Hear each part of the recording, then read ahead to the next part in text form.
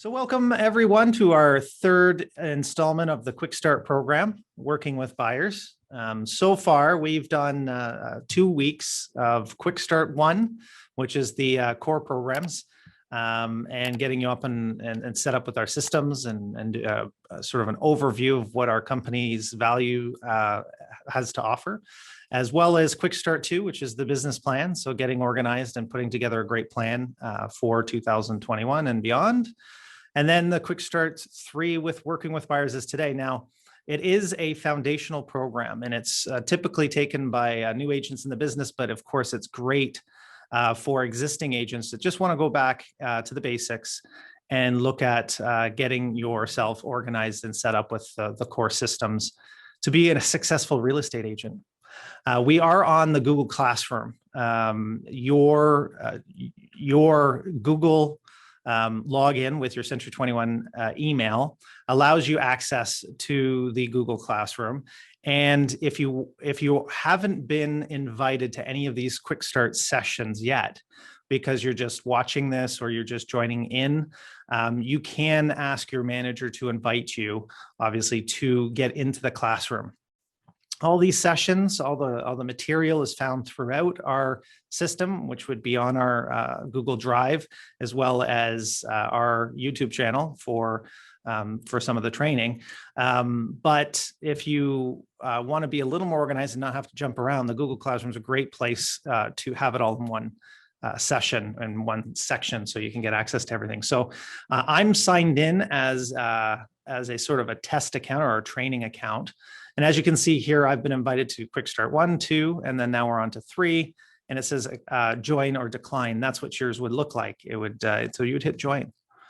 And then as soon as you've joined that Quickstart 3 session, you can click on it and you will be brought into Quickstart 3 working with buyers.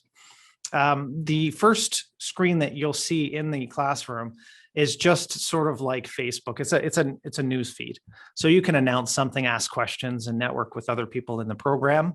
The Google Classroom is a newer program. We've just started using the Google Classroom over just the drive or sharing things, trying to do it through email and stuff. So this is more organized.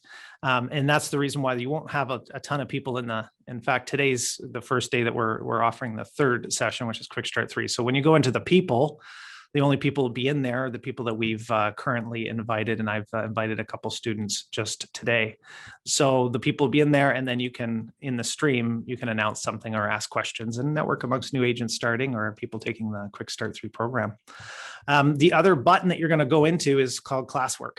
And that will, and if anybody has kids and is in school right now, using the Google Classroom, which by the way is found in your Google apps, make sure you're signed into Google with your Century 21 email address. And then just down at the bottom where it has all the Century 21 stuff, you'll also see Classroom there. That's where you'll get in, or when I invite you or one of the managers invites you, you'll be able to click on the link and it'll take you right in as well.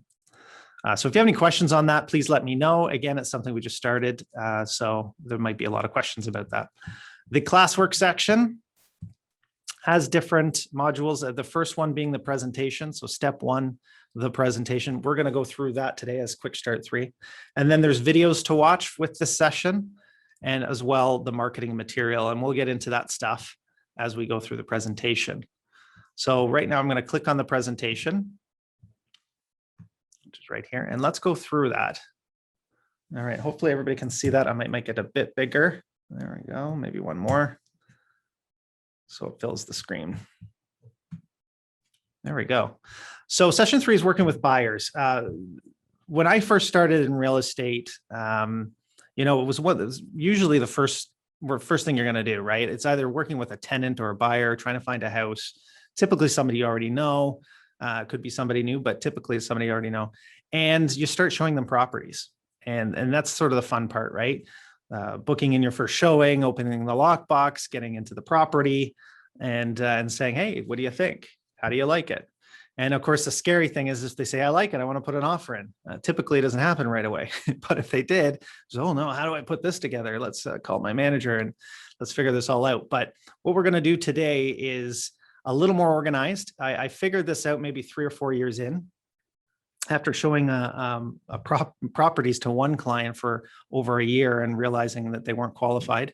So I started to really learn quickly that if you sit down with a buyer and have a great conversation with them and really give them the knowledge of the purchasing a house, what process you're going to go through to get them the house, having that 1 hour discussion and going through a proper presentation will prepare them and answer all the questions up front that they have that you don't even know they have until you start asking them the questions.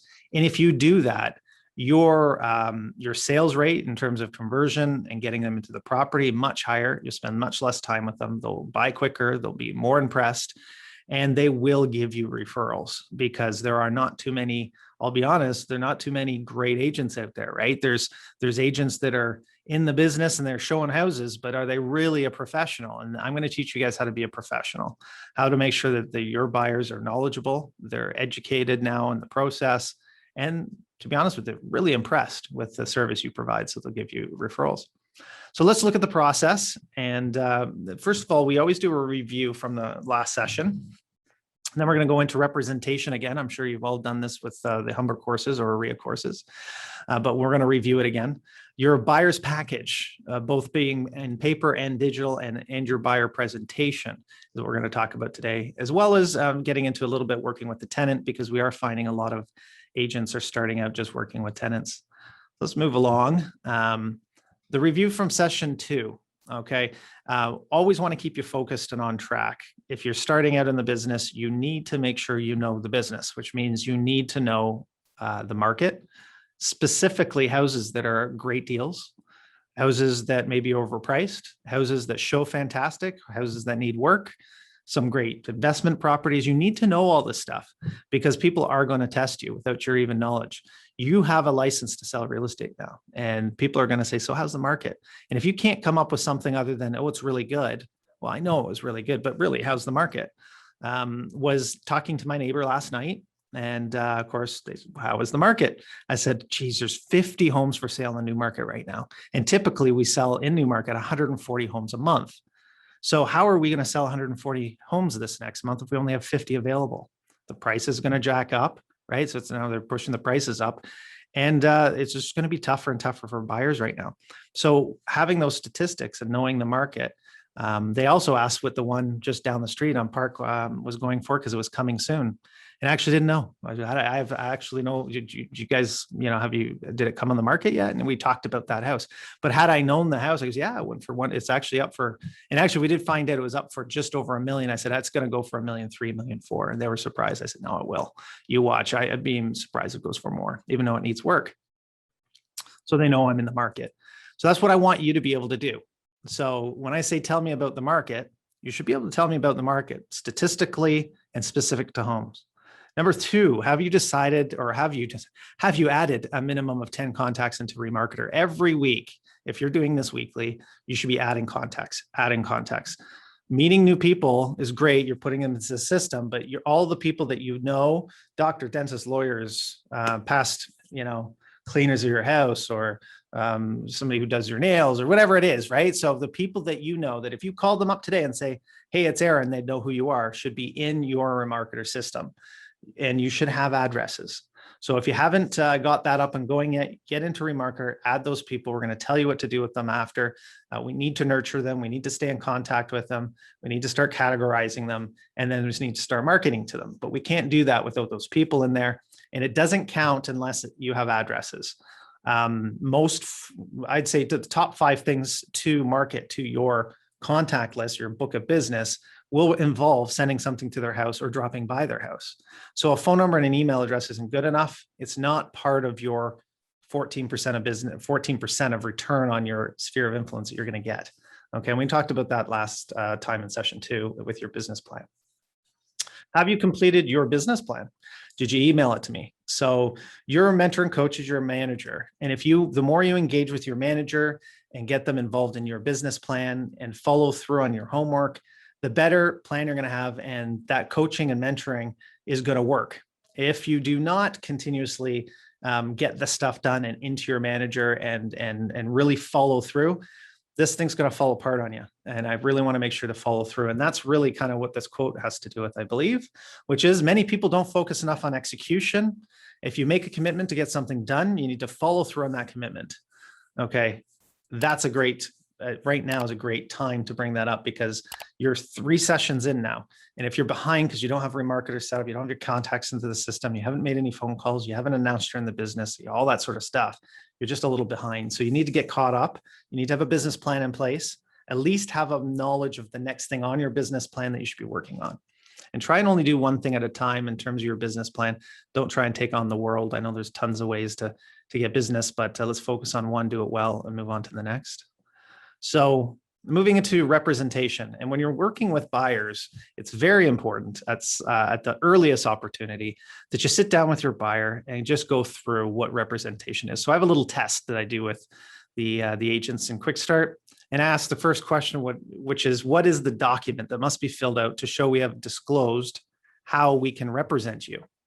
Right? You've got the buyer in front of you, said, there's a few different ways I can represent you, and I want you to know these ways. And in fact, it's a mandatory that I go through this with you. So I'm just going to have you sign off that I did do this with you. And the first way is you can be a client of mine, right? The other way is you can be a customer of mine. The different being, I'm bound to give you the best service and do everything I can in order to find the best house and give you the right knowledge and all the rest of it to be a client.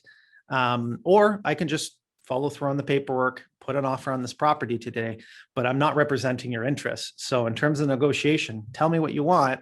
I'll put it together and put in the offer. Obviously, most people do want client representation, but those are the two. Oh, sorry, the document is, and what document is the form that you need them to sign to show that you've gone through that with them. And of course, that is the working with a realtor brochure. So the answer is working with a realtor brochure. The second answer I've already given you is both the two types of representation, which is client and customer. Now, for representing 2 clients in a transaction, 2 clients, remember, not a customer and a client, not 2 customers, 2 clients in a transaction, it's called multiple representation. Okay. And if you're in multiple representation, you need to disclose that. And there are ways to do that. But the important thing to know is when that does happen is that will be disclosed. And of course, at that point in time with multiple representation, they sort of turn into 2 customers, really. You're not there to negotiate on behalf of either one of them. They tell you what to do. You can give them obviously the service of putting together the offer, but in terms of negotiation, you have to keep it very much separate. Okay. And that does apply to two different people in the same company. Okay. So that is multiple representation. And the, of course, form is working with a realtor. The other thing, when you first meet the buyer, the first 3 questions you need to ask them, or, in that conversation with them, is make sure that they haven't been working with another realtor. And they may say, no, I'm not working with anybody. Have you signed anything? I don't think we signed anything. And honey, have you signed anything? No, we didn't sign anything. But, have you done an offer in the last year? Well, we did put that offer back a couple of months ago on the property, but we didn't like that guy. We're not going to use him. Yeah, we didn't sign anything. I said, well, if you did an offer, you signed something. So we do have to make sure that there's nothing that's bound to that person. Do you have any of that paperwork? Who was the person? Maybe I'll give them a call. You need to discern. You need to find that out. We deal with this quite a bit on the brokerage side when we're getting told that all of a sudden somebody purchased property and somebody else had a buyer representation. Then we get in front of a TREB arbitration panel, and these are the 3 questions. They'll say, did you do this? And if they said that you didn't do this, then you were in violation of working with somebody that was already in a contract. And you didn't do what you're supposed to do, is try and find out whether or not that person is working with another person. So it is important that we clearly define and communicate other providing representation when working with buyers. Now, the one thing I will tell you, go back up here. Number 2, the 2 type of representations, or even get into number 3, we'll talk about. There is a misconception that if you have a listing and you bring somebody through your open house, they want to put an offer on it, and you represent them as a customer, which you should, because you don't know those people. You represent them as a customer, that you're in multiple representation. You're not. Okay. So just keep that in mind. It's only multiple representation if you're representing both as a client. Okay. Moving on to the buyer representation forms. Now, all of our forms are available in different ways. Okay. One is physical. Okay. And number one, you can get these kits at our main offices at our front desk. If you went into any one of our offices and said, can I have a buyer's package? They will give you all the documents that you need to sign in order to represent a buyer. Okay. Or if you're interested in getting it digitally, you can log into your MLS system, go to Web Forms, which is the Korea Web Form system, and you can now go into a transaction, create one. And if you don't have, let's say you're representing a buyer and you don't yet have a offer you're putting in, so you're not going to put the name as the address, you don't have an address, you can put the name as the people's name. So you can say Mr. and Mrs. Smith. The template, it will be purchase of a residential freehold buyer. If it's a residential freehold, if it's a condo, it'd be a condo. If it's a tenant, it's a tenant. So those are kits. It's the same forms that you would get to the front desk and they give you, except it's in a digital format. And we've already done the templates for you. So any web forms training that you have done in the past, or if you've done any web forms training, they'll teach you how to create a kit. You don't have to worry about that. Never create a kit. Your kits are done for you. Okay. We've done them for you. We put all the right forms in there and we keep this up to date. So please choose the right kit. It's all done for you. And there'll be or you just, even the front desk could send you these, right? They could create the kit for you and then just email you the forms. But I do want you to get used to web forms because this is a great resource. So I want you to go to the video training for web forms available on the Heritage Group training, or if you're already signed up for the Google Classroom, that is one of the clickable links in our in the Google Classroom under Quickstart 3. So it's a link that goes straight to the training on web forms and it gets you the right one. So it's a lot easier.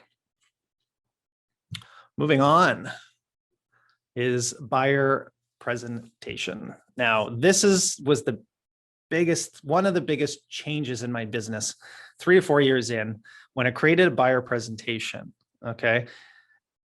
I figure, you know what, if we're going to be purchasing a property, and I did a few obviously deals where I just, okay, we've got an offer. Let's sit down. Let's go through the offer. This is what a deposit is. Oh, what do you need for a deposit? Well, yeah, we'll do 5% and you have the 20, do you have it available? So you start talking to them and you take them through a process, but you're doing it when you're putting in the offer. It's too late. So what we have built out as a company for you is that presentation that goes through, you can go through with a buyer. And of course, the whys. Why are you going to do this with a buyer? They'll be more confident, purchase faster. You're going to get more repeat business referrals. There's going to be less legal liability because obviously they are not going to be upset with you because you didn't tell them about the closing costs, for example. You're going to sign more agreements, bottom line, and you're going to make more money in the end. You are going to have a better business because you're killing it because everybody knows you're a great realtor. So how can you get that presentation? Well, if you're part of the Google Classroom there, click on the link that says buyer presentation and it'll pop up. I'm going to do that right now. Okay. It's also available in the Google Drive, just so you know, but I think it's really easy if I just get out of here for a second, go down. There's that video to watch for web forms. The marketing material for buyer presentations right here. I'm going to click over to there and let's open it up. Now there's something you need to know about the Google Slides. This is a buyer presentation for you. If you want to customize, when you customize it, because you will want to customize it, you'll want to put your first and last name, right? You'll want to put your phone number. In order to do that, you will either need to make a copy. So download it to your computer and then open it up in Slides, or you can download it. There's the download. And I would download it in a PowerPoint maybe because it's openable in Slides, and or make a copy of the entire presentation and put it in your drive. Okay, so it'll be available. As soon as you make that copy or download it, you will be able to edit it. But because we have to make sure that not everybody's editing the same one, this is not editable for the agents at this time unless you download it. Okay, so what I'm going to do is I'm going to go through the slides and without spending the next hour really going into everything, I'm going to give you a brief overview of each slide. And then, of course, when you do sit down with your manager and ask any questions, please bring up anything that you're not 100% familiar with. We are pretty much giving you all the slides that we think would be great to have in a buying presentation. Feel free to, change it up as you wish, but let's present this presentation for you. And I'll just tell you a little bit about how each slide would go. First, obviously introduce yourself. I like just to give a background information. You have your own elevator pitch of your own services and whatnot that you'll be able to add in. I do like to let people know who we are as a company. Century 21 as a world-renowned company that has a lot of trust within the industry of knowledgeable agents. So utilize that, especially if you're a new agent. We've got a great team that's been in the business for 33 years actually now. And we're over 700 sales professionals. And we are constantly in the top companies in the world. Global reach, I always specifically go through global reach because 57% of GTA is non-Canadian born, which means they're coming from other countries. This gives a really good reputation across the world, as well as the fact that we have a global site. There's a lot of advantages to be global, have that global presence. What my commitment to you is, so understanding your needs, communication, making sure to take you through the process. And each slide that you want, when you're going through your value, you really should be hitting on the things that are motivations to that buyer, right? A lot of first-time home buyers are going to be nervous. So they say, don't worry, my knowledge and expertise is going to take you through the process. At any time that you have a question or want to get a hold of me, give me a call. I'm going to hold your hand through the whole process. Whereas if it's an experienced person, I'm the top negotiator. You've, asked how have you felt with real estate agents you've used in the past? You get their motivation of what they're looking for in a good agent, and then you'll center on that. Obviously, is how you can provide them with your commitment. Mortgage pre-approval, it's very, very important. We're putting together a deal for you. I'm 50% of the business, which means 50% of the process of buying you a house is finding the right one. Obviously, the other half is getting you the right financing and the right package to make sure that when you do go to close that transaction, it closes seamlessly and that you don't get stuck, obviously, in a situation where they pull financing at the last minute. There's a difference between being pre-qualified, pre-approved. I go through that with them. The difference between a bank and a broker, and I'll tell you right now, make sure that you're using a specialist at the bank and you're in touch with them. If you're not in control of your buyer, if you're not in control of their process and their finance, and making sure that you're working alongside somebody that's part of your team, you're going to run into problems. I'd say 80% of the time that the person said, don't worry, my bank's got it. And I didn't contact the bank. I didn't talk to anybody. They had the wrong paperwork or they dropped the ball, and it really frustrated me. So make sure that you have a specialist on your side. Okay, we do have an in-house mortgage financing company with Centum. Each of our offices have somebody work within that office in order to provide that service. So talk to your manager and we can hook you up with somebody that we really trust. Deposits and closing costs, always go through this with them, right? Where's your deposit coming from? How are we getting, how much is it going to be? Making sure they know that that's different, or sorry, deposit is different from closing costs.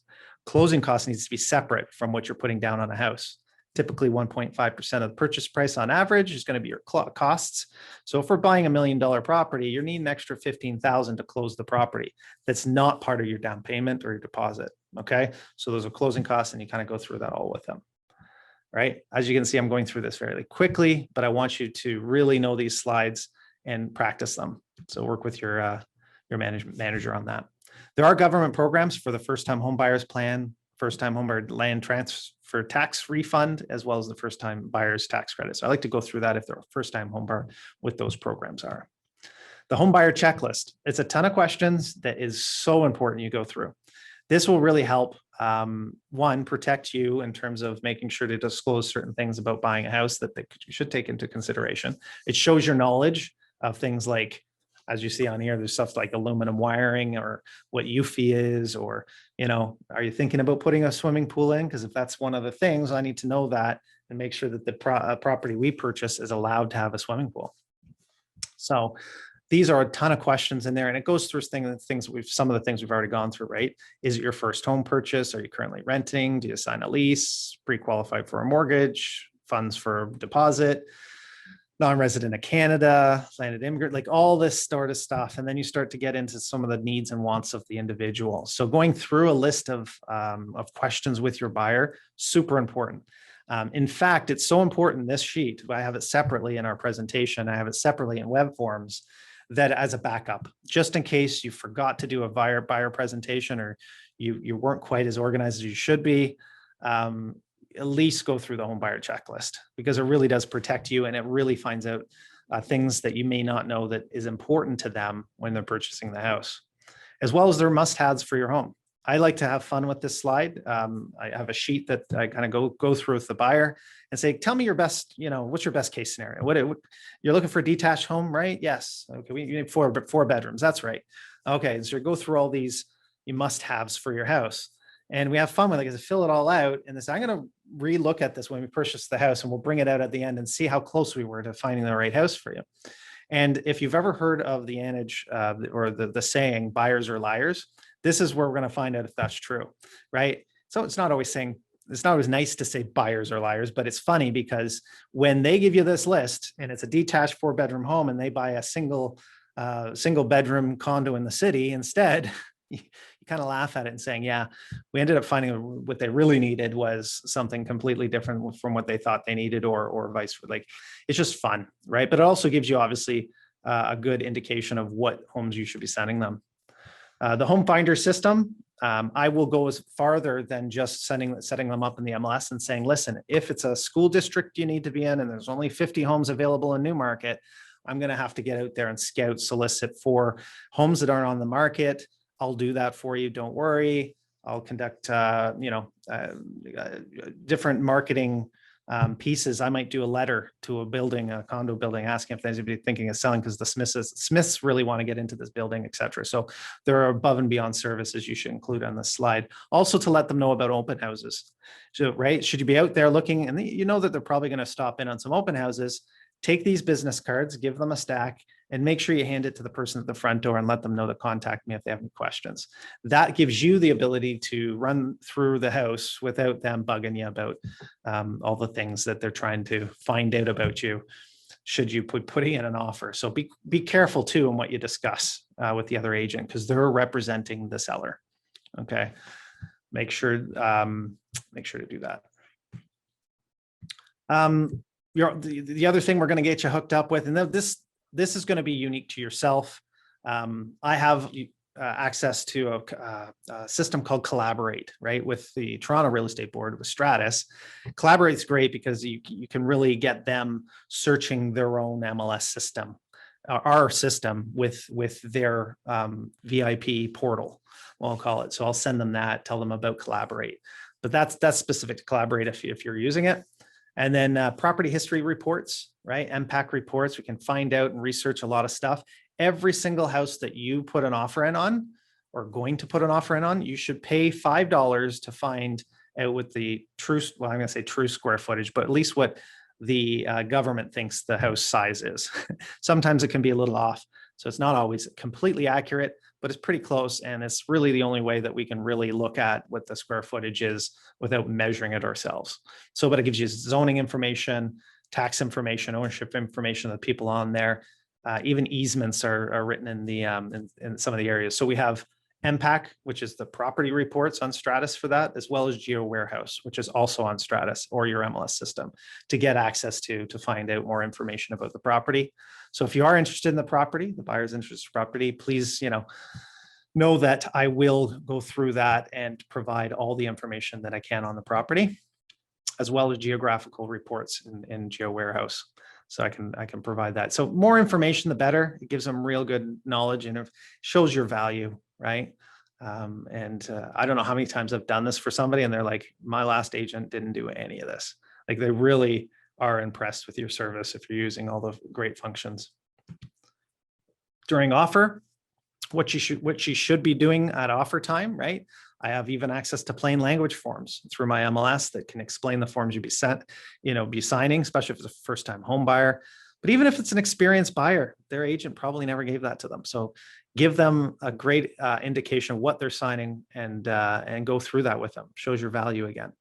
We're going to go through price, deposit, closing date, inclusions, exclusions, and of course, I'll explain all that to them, right?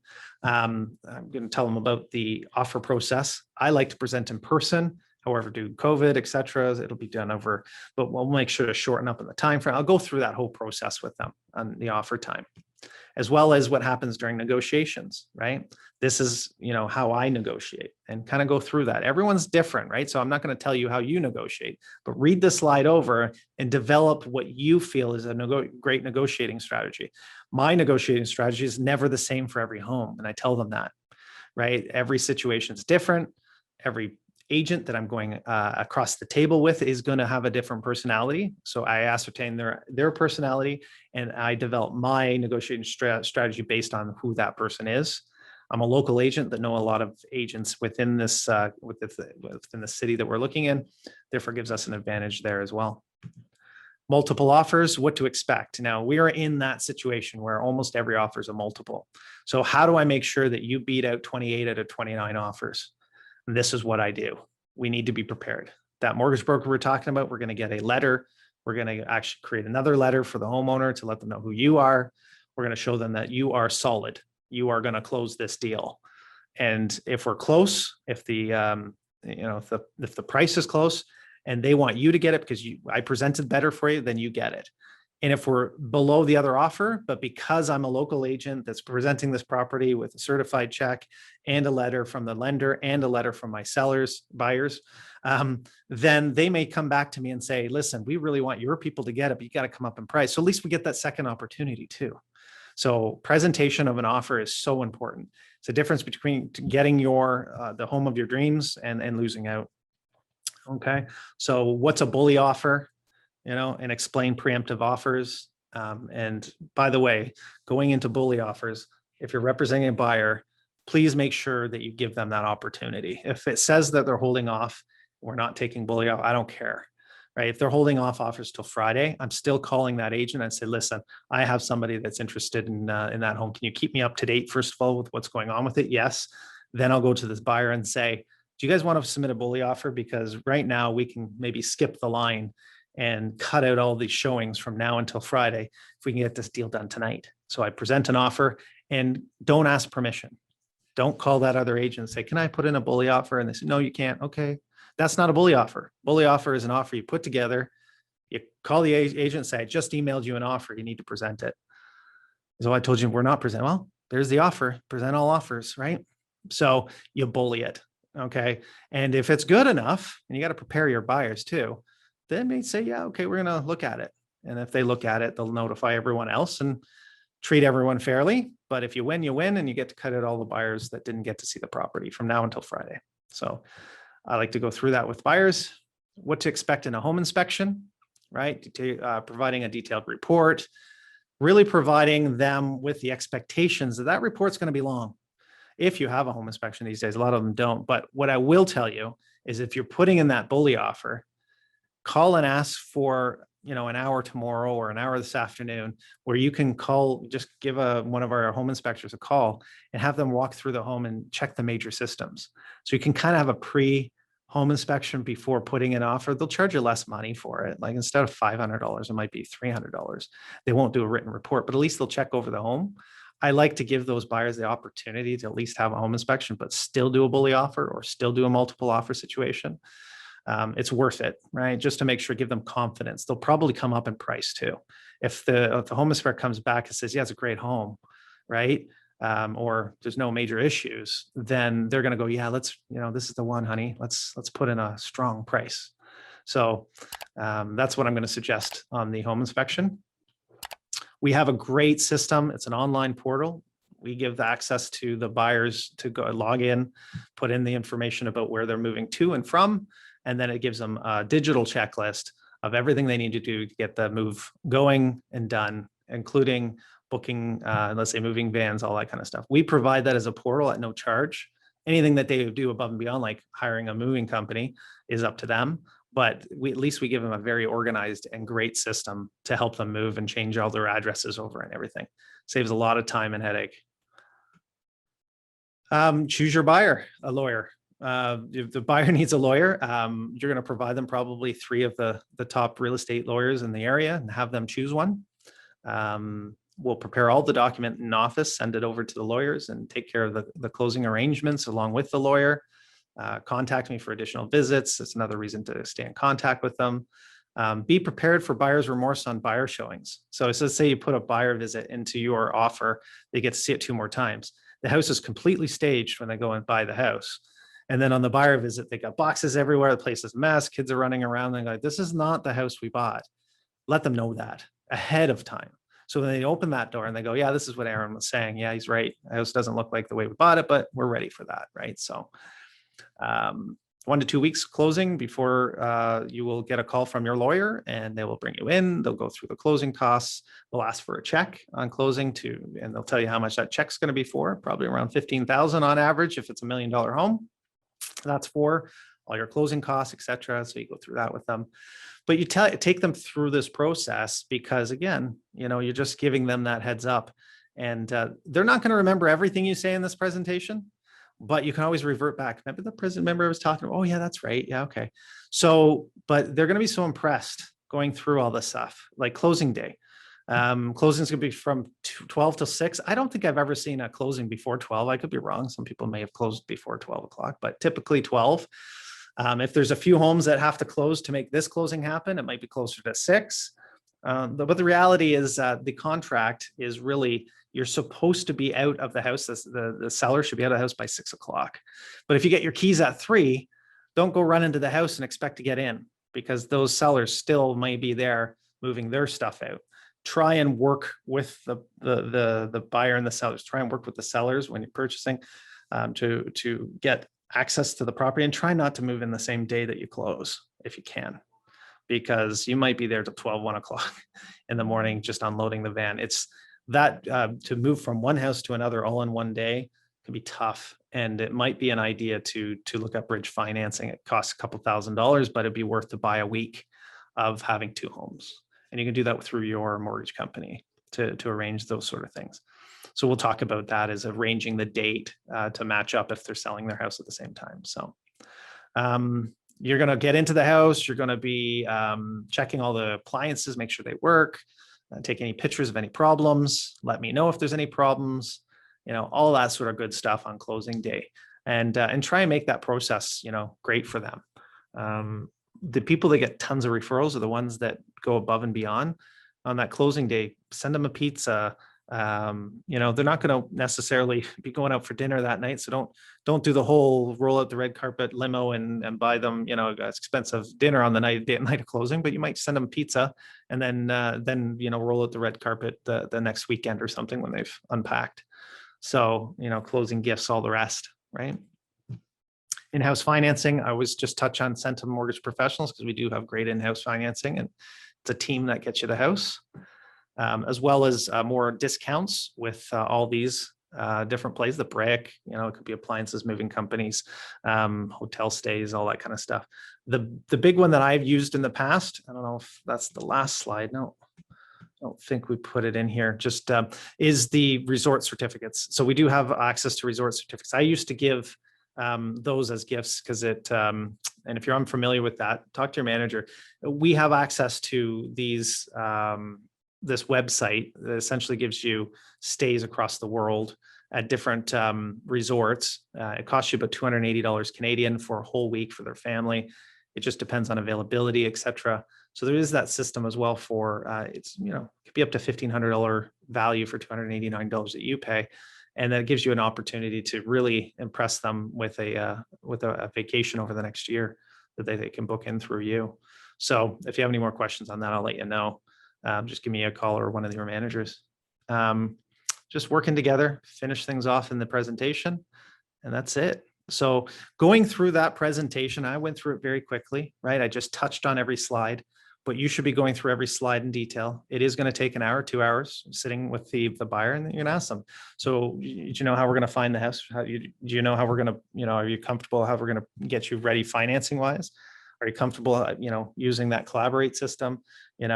You're going to ask them all these questions. In the end, do you want to make a commitment to, really find you a place in the next 3 months? Yes, I do. That's great, Aaron. I really appreciate it. And say, okay, I'd love to do that representation agreement with you. If that's okay, yeah, let's sign it up. And you do your representation. You're now representing them and get them signed up for 3 months. It's the easiest way to get a signature on a buyer rep.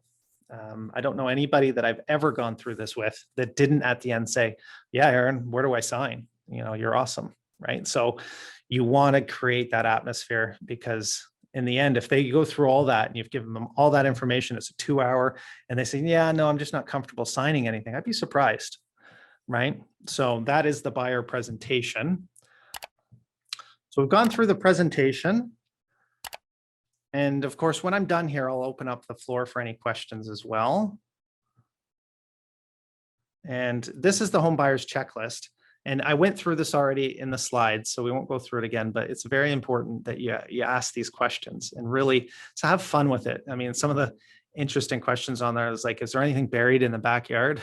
Like an oil tank, but, or, just things like paranormal activity. Would it bother you if there was a natural death in the house, or if there's somebody committed suicide in the house, or if the house was haunted? These are interesting questions to ask your buyers. There's the must-haves. Now, the other thing that we do have is the tenant representation. The exact same type of presentation I just went through, we have another one for tenants. Okay, what I'm going to leave you with is the homework to look at our YouTube channel for representing a tenant. So we have a video for representing a tenant, and that is part of the classroom. And so is this presentation as well. Is available on the Google Classroom, also available in our Drive. Okay, so there's a couple of versions in there, but make sure when you're representing a tenant that you're getting through all the things that tenant needs, right? Things like an application filled out, as well as your credit check filled out, any references. Tenants are tough. Representing tenants, there's no money in this, right? And part of that YouTube video that I go through, and the real thing I like to make a big asterisk on tenant representation, is that you're not making money representing a tenant. This is not a course of making money through this transaction. What you're doing is you're building a relationship with a tenant, so that when they do purchase, or if they know anybody who's buying and selling real estate, they love the presentation went through the system that you got them a property. You let them know that this isn't the way that you make money. You make money through buy and sell. So they will be looking to thank you by giving you referrals. So if you're representing a tenant, do it well, and you will get more business, but you're not doing it for the purpose of obviously staying in this business, because you'll make $1,000, and it's probably more work than representing even a buyer. So same idea though, there is a tenant presentation in there, and I'll show you where that is in the Google Classroom, just to click on that. The discounts that I mentioned in the buyer presentation are available on our Drive. I also gave that as a clickable link, or I'm actually going to add that as a clickable link in the Google Classroom as well. So it'll take you right to the Drive that has the different discounts with each of these different companies. Okay, so that's a good overview of how you're going to present a presentation to a buyer, as well, where to get the forms and web forms or the front desk. So for homework, continue viewing homes. If you're going out to see them, if you're going through open houses, or you're booking in buyer previews to go through the homes, you can do that, or just really have a look on your MLS system as to what is coming up on the market, what is selling, any of the statistics that's coming out. All those statistics are found in Remarketer, right? So you can look at each city and see where, the inventory levels are and where the market's heading. The minimum of 10 more contacts into Remarketer. We do need to get the business up and going. And that will include marketing to your sphere of influence. So get that on the go. Watch the web forms tutorial. So that is one of the clickable links, and it's in the on our YouTube channel. And you get familiar with web forms and how to create that transaction for the buyer. Now, what I would like you to do, and this is what, if you're taking Quickstart through with your manager, is fill out all the representation forms. You can go to the front desk, ask for a package, or go into web forms and fill them in. That would be your working with a realtor brochure. It would be your buyer representation agreement, right? So all those representation forms should be filled out, ready to go, and handed into your manager, just so we can have a look at it for next session. Because next session, you're going to be putting together an offer for that buyer, and that's Quickstart 4. So make sure you schedule that with your manager. I'm doing that again either next week or the week after. I can't remember. Probably next week. So we'll be doing this again with Quickstart 4. and going through, obviously getting right into web forms and creating an offer. And we have a few different ways you can do that with us. And then just leave you with this quote. Just having satisfied customers isn't good enough, right? You really want a booming business, you're going to have to create raving fans. So creating raving fans is going through things like this buyer presentation, really impressing them along the way with your knowledge, having them ready, and that process as being a great buyer journey, right? As through buying a house, and they will sing your praises. And I've seen those praises being sung in our testimonials and reviews that we see all the time. We have a 99% satisfaction rating on our real satisfied client testimonials. So we're going to keep that up. I'm sure you do a great job. Thank you so much for watching. If you like our video, please hit the like button, the subscribe, and even the little bell to get notifications, just so you can stay in touch and watch more of these great videos.